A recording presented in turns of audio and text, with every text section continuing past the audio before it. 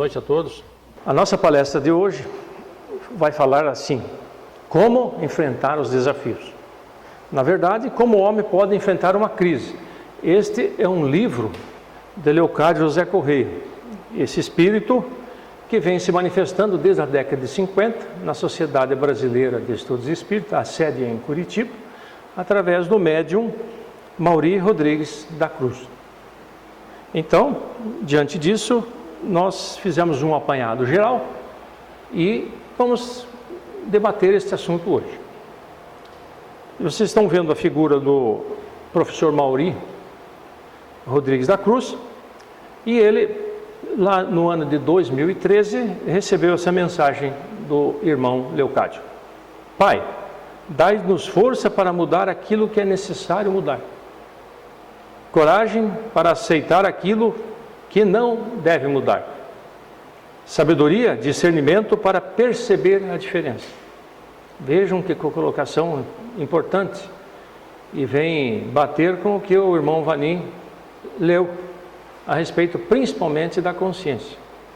Nós somos o que pensamos, o que dizemos, o que fazemos. O nosso eu, a nossa mente, nós, esse conjunto, espírito, perispírito, corpo, somos nós. Então o autoconhecimento é importante, nós temos que nos conhecer. E a consciência é o ponto balizador, não é? Aí está o livro que eu falei, Como o Homem Pode Enfrentar uma Crise. É um livro muito bom. Eu extraí algumas partes desse livro.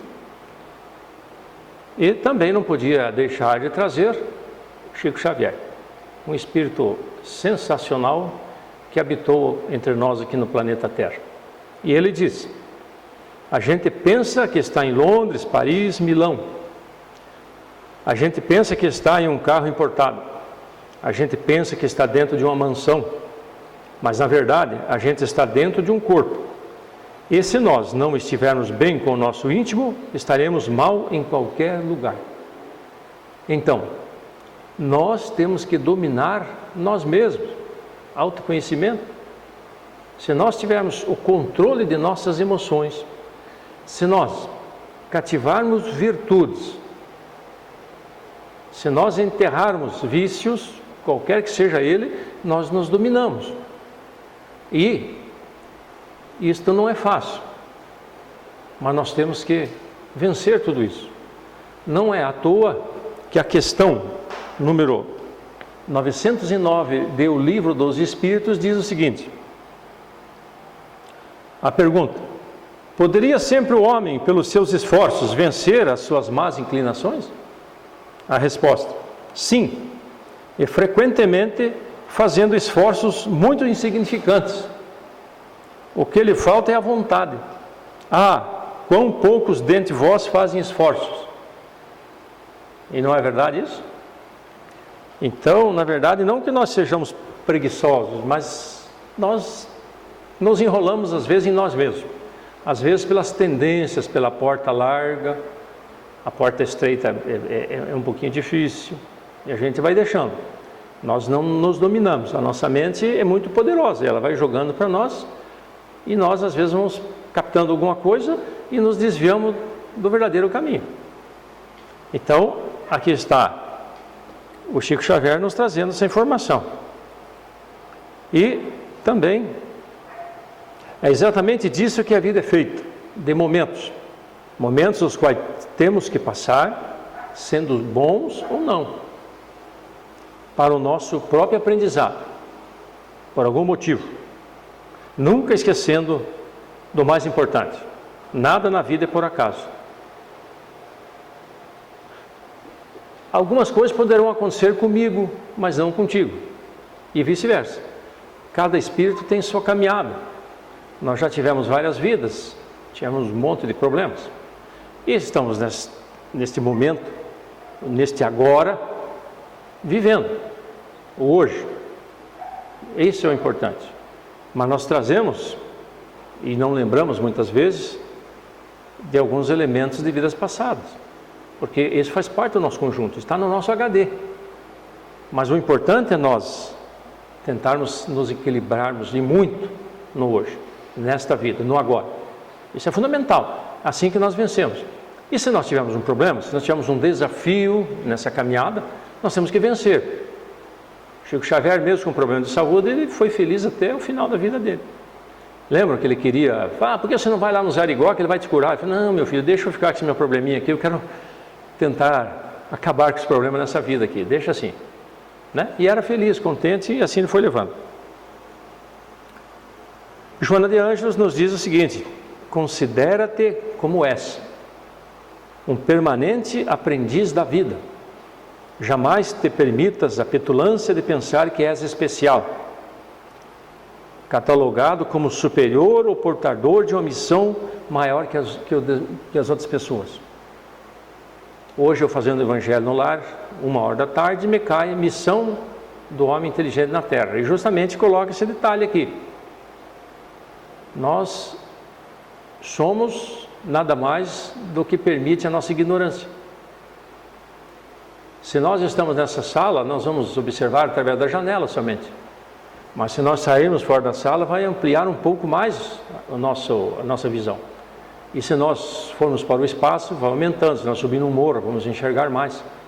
Imagina então que nós, nas galáxias, no universo, nós somos o quê? Olha o poderio que existe nisso tudo, que nós ainda não estamos com condições de desvendar. Então nós somos aquilo que nós adquirimos de conhecimento. Daí ela fala que nós temos que ser humildes e aceitar o que somos. Não vamos vender aquilo que nós não somos. Nesse ponto nós temos que ser muito humildes. E aí eu trago algumas informações do André Luiz, que foi motivo da leitura do irmão, do André Luiz. Lembranças úteis. Não viva pedindo orientação espiritual indefinidamente. Se você já possui 2 semanas de conhecimento cristão, sabe a saciedade o que fazer. Não gaste suas energias tentando consertar os outros de qualquer modo. Quando consertamos a nós mesmos, reconhecemos que o mundo está administrado pela sabedoria divina e que a obrigação de cooperar invariavelmente para o bem é nosso dever primordial. De tudo que eu aprendi até hoje, de tudo que o Vani me passou e depois disso eu fui aprendendo, a palavra-chave, na minha opinião, é bem. Se nós estivermos no bem, nós estamos tranquilos. Quando nós chegarmos na alfândega, como diz o irmão Leocádio, vão perguntar para nós: o que tu está trazendo aí, meu irmão, na tua mochila? Não, eu estou trazendo o bem. Por quê? Porque quando eu morri, quando o França morrer, nós vamos vir no enterro do França. E alguém vai falar assim: puxa, o França era uma pessoa de bem, era um homem bom. É isso que nós vamos levar. Essa é a riqueza que nós vamos ter que levar. E é a grande verdade. Como o ambiente de um velório fica tranquilo quando alguém fala isso: puxa, esse cidadão que acabou de morrer era uma pessoa de bem. Como era boa essa pessoa. Daí começa a contar até umas histórias: ele fez isso, fez aquilo, né? É assim que funciona. Então eu resumo: vamos fazer o bem. Diz André Luiz: não acuse os espíritos desencarnados sofredores pelos seus fracassos na luta.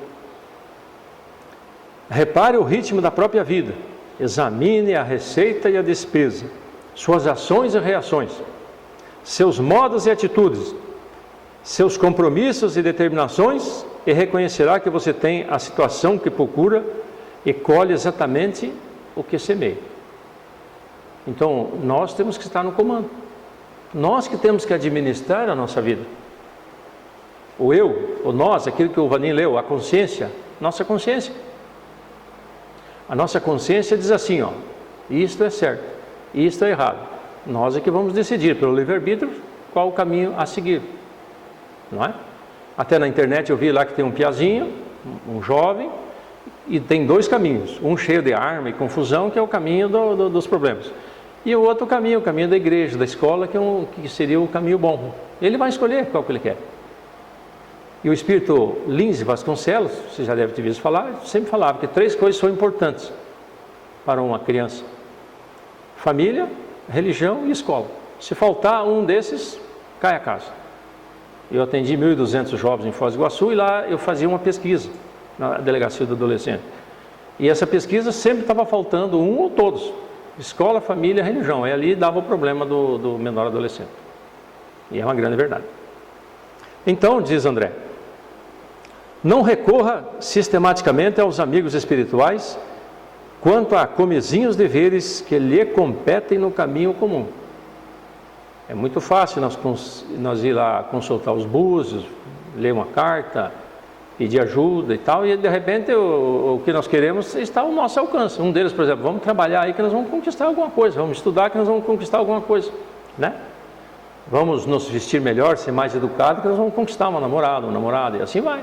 Daí a gente vai pedir para o Espírito, você podia me ajudar aí, eu estou precisando de uma ajuda espiritual e tal, para conseguir conquistar isso, aquilo. Isso é comum acontecer com os nossos brasileiros, né? Com nós também, né?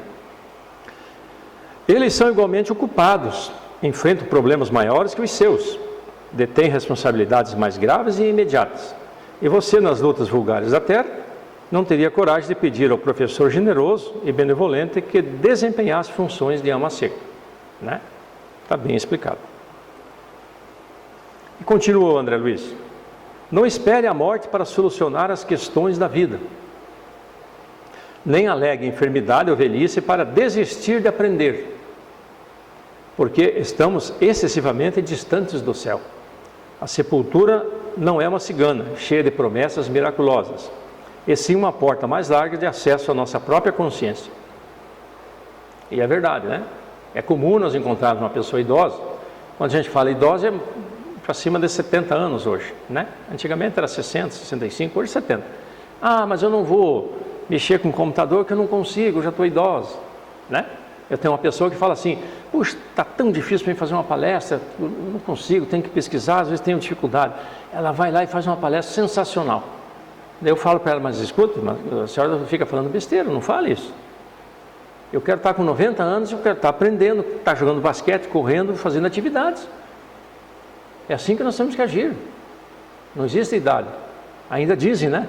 Se nós mantivermos a idade de uma criança, seremos sempre alegres e felizes na nossa caminhada. Assim que devemos ser. E Emmanuel nos disse o seguinte: Deus virá. Sejam quais forem as aflições na estrada, nunca deixe se intimidar pelas trevas e fazer brilhar no próprio coração a mensagem inarticulada do amor eterno que a luz dos céus abertos te anuncia. Cada manhã, de horizonte a horizonte, Deus virá. Então ele diz isso porque Deus é conosco diariamente. Quando acordamos, nós estamos como se fosse numa nova vida. Ali já devemos agradecer a Deus. Durante o dia também, e ao dormir também. Então nosso contato com Deus é como se nós tivéssemos uma rádio, AM, FM, né? A gente sempre ligado. AM, Jesus, FM, Deus, vamos colocar assim, mas sempre ligado. É isso que nos mantém numa frequência positiva, numa frequência para o bem. Se alguma coisa negativa nos vem à mente, é um desafio. Nós devemos imediatamente bloquear isso e voltar para o bem. Obviamente que nós vamos cair, levantar na nossa caminhada, né? Mas assim como Jesus falou, vais e não peque mais, nós temos que estar nessa. Vamos tentar sempre não pecar mais. Vamos nos erguer, nos colocar no caminho e buscar a nossa caminhada de evolução aqui na Terra. Caminhada de evolução. Então, Leocádio, que eu já falei quem é, que nasceu lá em Paranaguá, esse espírito, foi médico, estudou, fez medicina no Rio de Janeiro, esteve envolvido com grandes espíritas naquela época. Fez um excelente trabalho como médico na matéria e depois como espírito continua fazendo até hoje. Ele fala muito em autoconhecimento. Para um homem viver no mundo contemporâneo, cheio de problemas e crescentes tensões, é o que nós passamos hoje, né? Estamos um monte de desafios aí enfrentando diariamente, em várias áreas de atividade, na família, no trabalho, nas profissões, as pessoas dando problema aqui e ali, né? Então é importante que se faça permanente exercício de autoconhecimento. É claro que para chegar ao estágio do autoconhecimento é necessário coragem, paciência, para poder se manter em equilíbrio no mundo dominado por crise. Então, eu tenho que fazer uma análise da minha conduta, das minhas perspectivas de vida. O Vanim falou que eu sou aposentado, ele também é aposentado. Mas e daí, terminou tudo? Não, pelo contrário. Nós temos que continuar fortes, buscando outras atividades, de repente nos doando, porque já cumprimos algumas metas, e não podemos parar. Então os desafios vão acontecer conosco, com a nossa família, os desafios então em todas as famílias. Se uns dizem, entre aspas, são mais felizes, os outros não, isso não importa, cada qual tem os seus problemas, suas crises e seus desafios para passar. Mas, e eu? Como eu vou fazer uma análise da minha própria pessoa? O que eu estou comendo? Por que eu não estou fazendo atividade física? Eu estou fazendo um exame no médico, não estou? Estou sorrindo diariamente, eu sou um cara fechado? Como é que estou atendendo as pessoas? Atendo bem, eu estou sendo mal educado? 65% dos problemas de uma empresa, quem trabalha em empresa sabe disso, é o atendimento. Se eu for mal atendido numa empresa, eu não volto mais. Então, como é que eu estou nessa vibração? Qual o conhecimento que eu estou transmitindo? Quais as energias que eu transmito? Até em minhas orações eu tenho que fazer isso, né? Isso é autoconhecimento. E dentro do autoconhecimento nós temos alguns valores a considerar. Nós temos que saber primeiro de onde viemos, o que nós estamos fazendo aqui e para onde vamos. Essas respostas nos levam, resumidamente, para nós que temos já algum contato com a doutrina espírita, isso nos leva ao quê? À imortalidade. Bom, então eu sou imortal, sim. Então eu já vivi várias vezes, sim. Talvez 700 vezes nos últimos 10 mil anos, ótimo. Bom, então, diante de tudo isso, o que eu tenho que fazer nessa atual existência? Buscar a minha evolução, a minha melhora íntima, a minha consciência. Então, fatores importantes. Primeiro, eu sei que nós somos inteligentes. Nós temos consciência. Nós temos pensamentos. O Livro dos Espíritos vive falando de pensamentos ali. Controle dos pensamentos e tal, vai indo. Daí nós temos o que mais? Nós temos a vontade. E o que mais? Por último, o livre-arbítrio. Esse é o nosso conjunto. Nós temos que ter esse conhecimento todo para nós fazermos um autoconhecimento do que somos. Nossas reações, a nossa energia, tudo isso nós sabemos. Se nós fizermos um autoconhecimento, nós vamos ter tudo isso na mão. Uma ficha de nós mesmos. E não adianta eu querer consertar o outro. Tem que consertar eu mesmo. Se eu conseguir me consertar, eu vou influenciar o meio que eu vivo e com mais facilidade, de repente, alguém pode se espelhar e também buscar esse autoconhecimento. De repente, nós todos aqui estamos bem, olha só o que nós podemos fazer pelo nosso próximo, unidos daí. É assim que funciona. Aquele grande filósofo já falava, né? Conhece-te a ti mesmo. Parece-me que o homem que vive a força do autoconhecimento, necessariamente pratica a autodisciplina. Há alguns atributos essenciais para que possa fazer frente a todas as crises existenciais. Eu acho que o Leocádio foi meu militar, Vani. Você vai ver agora na sequência aqui como ele pede disciplina. Nós temos que ter disciplina. Então vamos lá. Primeiro ponto que ele fala. O primeiro atributo é fazer consciência de espiritualidade, compreendendo a significação da gênese da vida, que é Deus. Ainda hoje eu escutava o Momento Espírita, numa rádio que eu pego lá na Rádio Cultura, lá, uma rádio comunitária, e coloca lá o rei, né, e fazendo a perguntinha para a menina responde. A que mundo eu pertenço? Perguntou o rei. Ela fala, ao mundo de Deus. E daí vem a informação que é Deus, né? O Pai, onipotente, Criador de todas as coisas. E nós nem temos condições de querer saber o que é Deus. Mas nós temos a certeza absoluta que Ele existe. Isso é importante. Até aqueles que se dizem ateus, na hora do aperto, eles sabem no fundo que Deus existe. Porque há provas da existência de Deus, né? Inclusive tem palestra até do Divaldo lá, que ele fala sobre as provas da existência de Deus. Espetacular. O homem deve acreditar firmemente em si mesmo. Para tanto, não pode esquecer que acreditar em si mesmo, em sua capacidade de transformar desafios, crises em oportunidades, o ajudam a resolver a problemática do cotidiano. A autoestima constrói no homem a coragem, a capacidade de discernimento, fazendo a sua identidade. Então nós temos que ser fortes. Eu nunca esqueço lá no CEPAL, a Jussara sempre falava. De manhã eu acordo e falava, e quando eu acordar, saio na janela e falo, eu sou forte, eu vou vencer sempre. E é uma grande verdade. E nós temos que ter essa condição, essa coragem de enfrentar qualquer problema. Vamos observar as pessoas. Esse dia eu vi um cidadão empurrando um carrinho, ele não tinha um braço e mesmo assim ele empurrava o carrinho. Esses carrinhos de rua assim, sabe? Sem um braço. Olha que pessoa que nos dá um exemplo muito grande, catando papelão, essas coisas na rua, só com um braço, empurrando o carrinho ainda. Olha só. E isso vai conversar com ele está sorrindo. Até o repórter fez uma entrevista com ele depois, um repórter lá de Toledo, e o cara jogou uma mensagem de show, dentro da humildade dele, da simplicidade dele. E às vezes pessoas aí andando em carrão e casa de luxo, não sei o que, e não consegue nem viver, vai para as drogas, um monte de problema aí, porque não faz autodisciplina, autoconhecimento. Terceiro ponto que o Leocádio nos chama a atenção.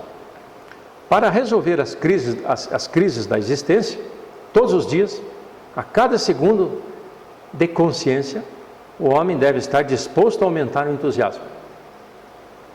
Nada se alcança sem entusiasmo. Quando o homem se aplica com entusiasmo no que faz, cria prontidão para superar as dificuldades, vencê-las e equilibradamente resolver qualquer problema.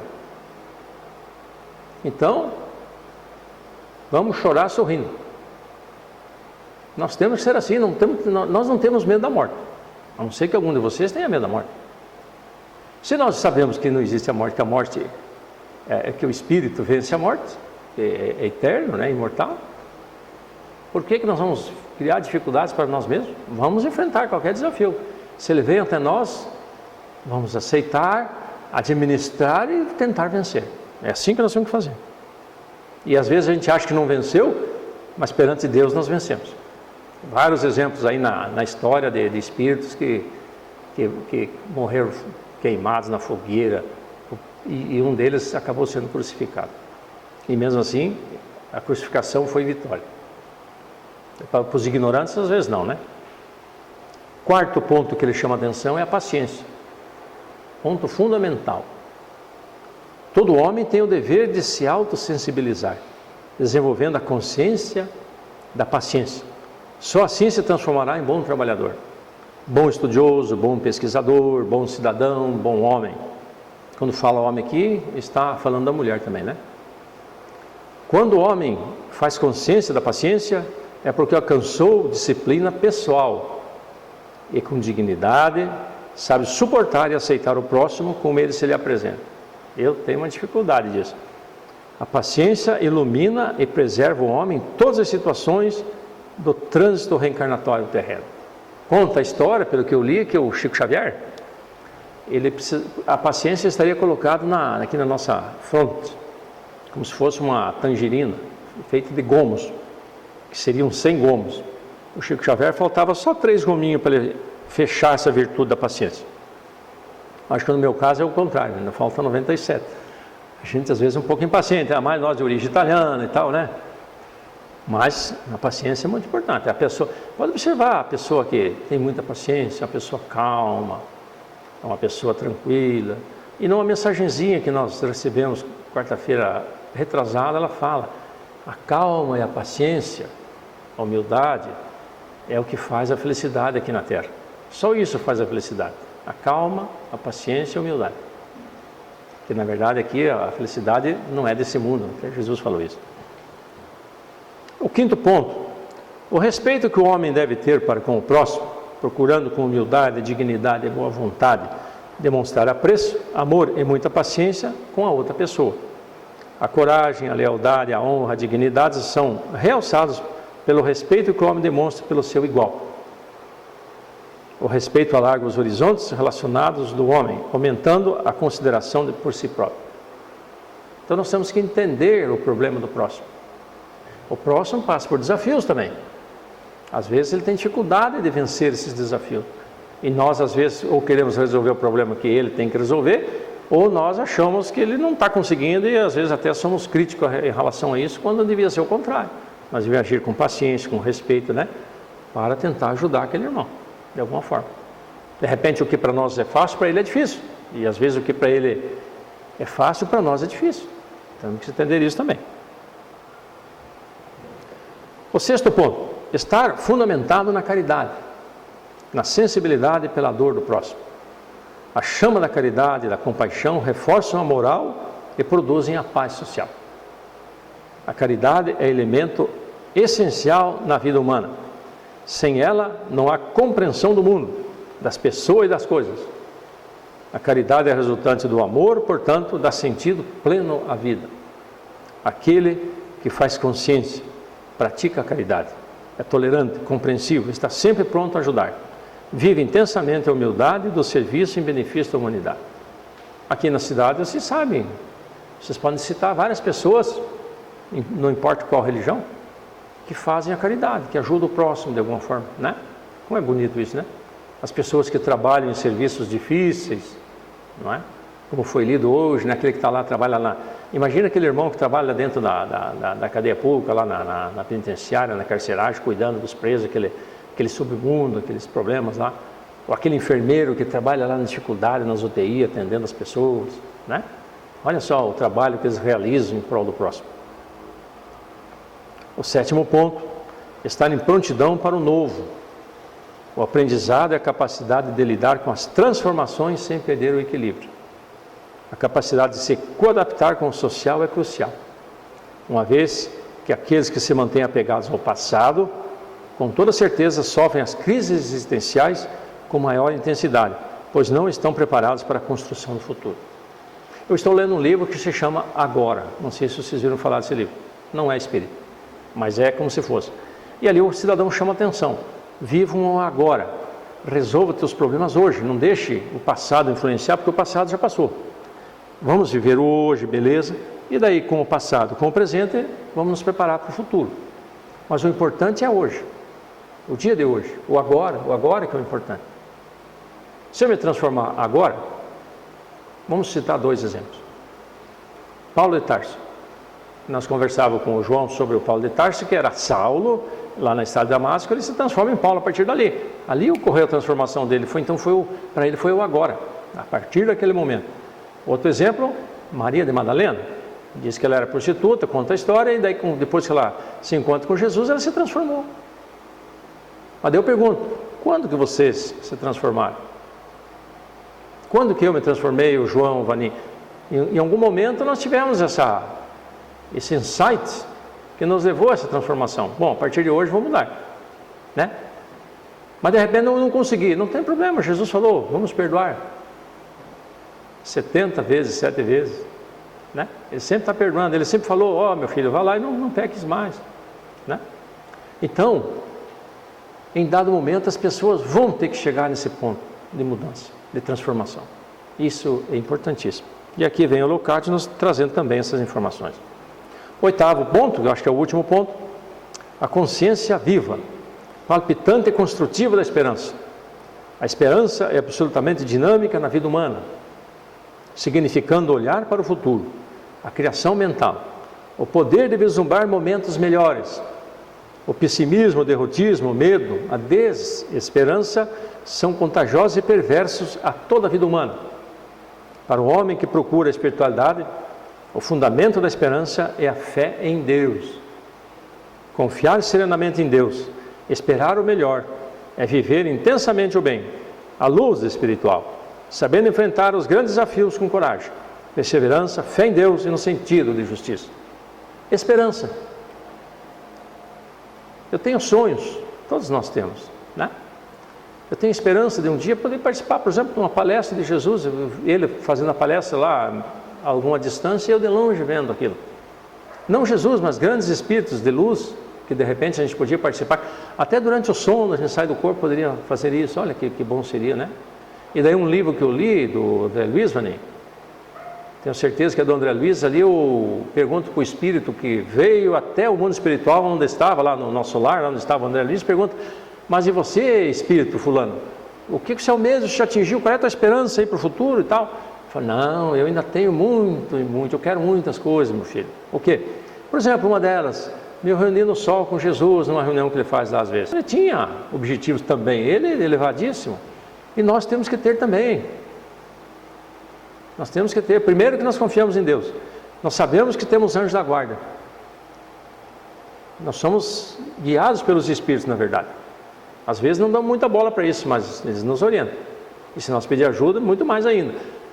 E daí nós temos que ter esperança num futuro melhor, com certeza, acreditando em Deus. Quando o homem faz exercício, prática de autoconhecimento, disciplina pessoal, espiritualidade, manifesta um caráter forte, e seja qual for o problema que encontrar, está disposto, pronto para administrá-lo. Com fé em Deus, respeito profundo ao próximo e trabalho consciente em benefício de todos, o homem tem condições de vencer dignamente todas as crises existenciais. Fé, caridade e luz. Não é difícil. Não é difícil. Então veio o desafio, veio a crise, né? Por exemplo, o irmão Leocádio não pede, não vamos falar em problema, vamos falar em desafio, né? E para nós encerrarmos, nós vamos até deixar depois para vocês essa mensagem da irmã Sheila, na psicografia do Chico Xavier, do livro Ideal Espírita, 20 exercícios. Já estamos chegando mais para o final da palestra, mas agora nós vamos entrar também nesse lado da Sheila. Primeiro, executar alegremente as próprias obrigações. Vão sentenciando aí. 2, silenciar diante da ofensa. 3, esquecer o favor prestado. 4, exonerar os amigos de qualquer gentileza para conosco. 5, emudecer a nossa agressividade. 6, não condenar as opiniões que divergem da nossa. 7, abolir qualquer pergunta maliciosa ou desnecessária. 8, repetir informações e ensinamentos sem qualquer azedume. 9, treinar a paciência constantemente. 10, ouvir fraternalmente as mágoas dos companheiros sem biografar nossas dores. Às vezes a gente vai conversar com uma pessoa, ela fala, estou com esse problema, nós enumeramos uns 10 problemas nossos para ele. O cara já está com o problema e nós jogamos mais os nossos para ele, né? Inveja. E assim vai. Então, esses 20 exercícios, eu vou deixar depois a mensagem para vocês, a gente tem que dar uma lida quase que diária disso aqui, né? Para a gente ir compreendendo, né? E que não é tão difícil. A gente que às vezes complica situações, não é? E nós poderemos agir com calma, com paciência e mudando devagarinho, mas procurar essa mudança diária, né? E continua Sheila, número 11, buscar sem afetação o meio de ser mais útil. 12, desculpar sem desculpar-se. 13, não dizer mal de ninguém. Eu, graças a Deus, tenho essa mania. Quando alguém me fala mal de alguém para mim, eu falo, não, você está enganado, essa pessoa é boa. Eu quebro a pessoa no meio. Ele vinha falar mal de alguém e eu quebrei a pessoa no meio. Eu sempre agi assim, até mesmo antes de ser espírita. Meio na brincadeira assim, mas eu falava. 14, buscar a melhor parte das pessoas que nos comungam a experiência. 15, alegrar-se com a alegria dos outros. Sem falsidade, né? 16, que às vezes vem a inveja também, né? 16, não aborrecer quem trabalha. 17, ajudar espontaneamente. 18, respeitar o serviço alheio. 19, reduzir os problemas particulares. 20, servir de boa mente e quando a enfermidade nos fira. Servir de boa mente e quando a enfermidade nos fira. O aprendiz da experiência terrena que quiser e puder aplicar-se pelo menos a algum dos 20 exercícios aqui propostos, certamente receberá do Divino Mestre, em plena escola da vida, as mais distintas notas no curso da caridade.